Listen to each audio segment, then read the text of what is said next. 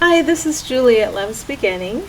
I got the guidance to record right next to the rain today. I'm next to an open door. So I don't know if you're going to get the sound of traffic too, but we'll see how it goes. I love the rain. I feel like the sound is so beautiful. So this is called The Shroud Disappears. You can't rely upon what feels so awful anymore. It's too clear not to. As you go deeper into witnessing the insanity that egoic thoughts offer, you come to see that it has taught you to regard everyone without exception as your sworn enemy. Do not leave anyone out. Mothers, fathers, spouses, children, friends. Ego instructs all to feed and reject. Feed and reject. As ego instructs you to feed and reject, it also trains you to expect the same treatment from all, and it trains you to call it love. Leave no one out. Be bold. Allow all of the misperception to be cleared. This shroud that you have wrapped around yourself, see that at the same time you wrapped it around yourself, you wrapped it around everyone else. It's not a real shroud. In fact, it's more like a pair of glasses that you decided to put on, and it shows you a shroud around everyone. You believe this shroud is the being, and you walk through life as if the shroud, I just lost my place, as if the shroud is the reality, not the being. Believing these shrouds to be the reality, you alternate between feeding upon that which you think they represent, and then shoving them away. That's it.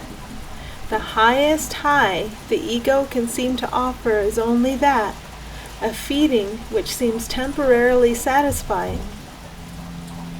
Beyond this sight of shrouds, the idea of needing to feed or reject, prior to it all, is that which offers simple and complete fulfillment here and now.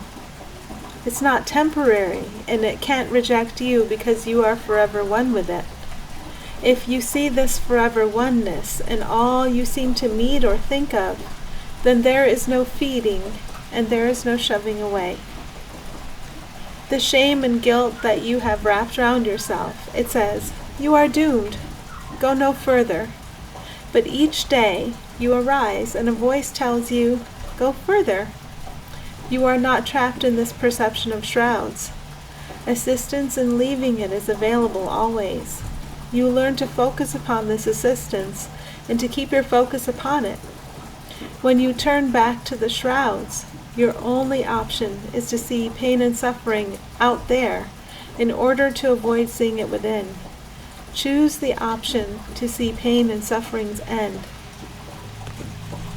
The shroud that seems to be here, it is this that brings the experience of the limits you requested. You do not escape the shroud. You see that it has never been here. You do not wiggle your way out of it. You remember this. Be still and know that I am God. This is the only I that could ever be, and all are lovingly encompassed forever within this I. Within the stillness, this is your answer to what seems to move and change. The stillness shows you how to look upon what seems to move and change without any distress, knowing how deeply you and all are loved forever. And then this is me. Somehow, right now I understand the function of the big life events that seem to come. They are what pierces our sense that we can do this by ourselves. Yes. These seemingly big events help you recognize the presence of assistance everywhere, and they help you relax into it. In this sense, nothing bad can happen. It's all for the good. The big events teach you that every little event is the same opportunity to recognize and focus upon assistance. And me again. I just had the idea of being pointed toward the Shroud of Turin, which I had to look up, of course. My Bible and Christianity ignorance gets used in such a beautiful way. When I am finally directed to look at something, it's always such a soft and loving message, or it brings such relief in the clarity that I don't care if it sounds harsh or extreme. Look at how the cloth has a negative image of a body, and the face is represented by the pattern of the brightness. Can you see all in this way, as just a pattern showing up within the brightness? As you become willing to recognize the brightness everywhere, the seemingly separate features are swallowed up by the light. But it doesn't matter, does it? There is nothing to talk about when you allow the brightness to take over. But until then, we use words to point you in the right direction. And then, my comment again. 2 people I know have a cancer diagnosis. I feel welling up this deep certainty that I have harmed them. This also brought to mind the idea that Ken Wapnick seemed to have a cancer diagnosis. They come to you to help you to see your deep certainty. Oh, I'm about to get interrupted here. Wait a second. I know I'm doing this unprofessionally, but I'm going to pause. Okay, I'm back. It's hard to take yourself seriously when you're called to be somebody's poop buddy. If you don't know me personally from listening to these before, I have 6-year-old twins right now, and so, life is lively, and there are many things, many interruptions. I have 4 kids altogether, but it's all part of the big picture. I'm not sure exactly where I was, but I think it was around here. This also brought to mind the idea that Ken Wapnick seemed to have a cancer diagnosis.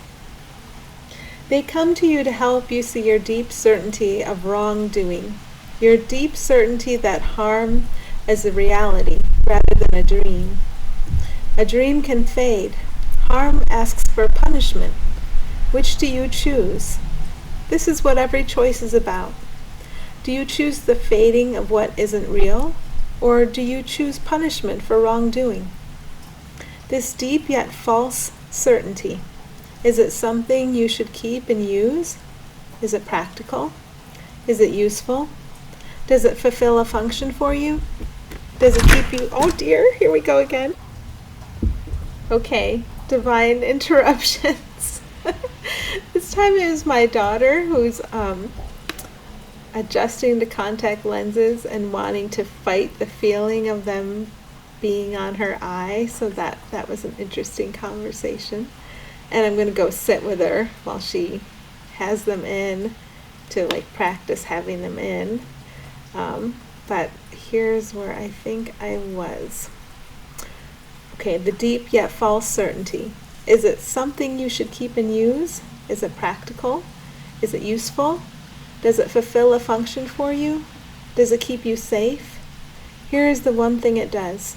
It sets you apart from others, perceptually. Would you be willing to give this up in order to allow the experience of harm to go? Rest in the gratitude for what these teachers with a diagnosis have shown you, knowing that they always show you something imaginary that you can hand over right now. In order to hand it over, though, you have to see no practical use in it, no advantage, and no safety. Someone who seems to have a diagnosis leads you into gnosis, into knowing, into remembering. Led in this beautiful way, what is left to do but give thanks?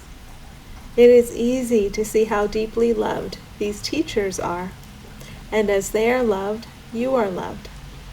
As they are loved, all are loved. Hand over what never kept you safe, and here is safety.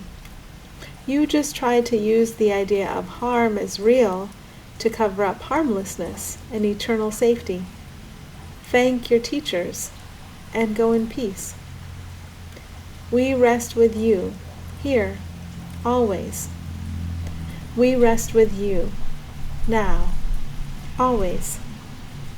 Thanks for listening through it all.